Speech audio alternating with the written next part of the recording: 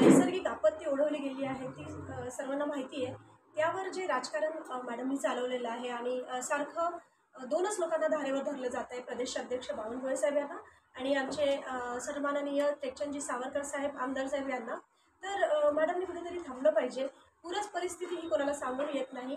ती भाजपच्या काळात किंवा काँग्रेसच्या काळात असं काही वाटलेलं नाही आहे. त्यानंतर जी गारपीट झाली होती त्याही वेळी तुम्ही राजकारण केलेलं.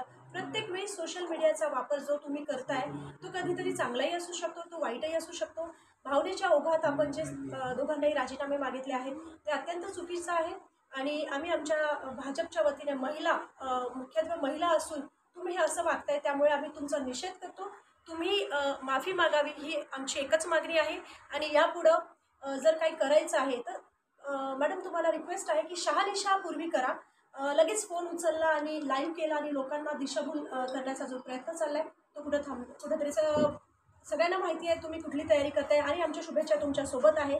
पण आपली रेष वाढवण्यासाठी दुसऱ्यांची रेष आपण जी खोडायला निघालो आहे ते कुठेतरी चुकीचं आहे. तुम्ही तुमची रेषा वाढवा, कामं छान आहेत, आमच्या शुभेच्छा तुम्हाला आहेत. पण जे काही तुम्ही चालवलेलं आहे सोशल मीडियाच्या माध्यमातून ते अत्यंत दुर्दैवी आहे. त्यासाठी तुम्ही माफी मागितलीच पाहिजे.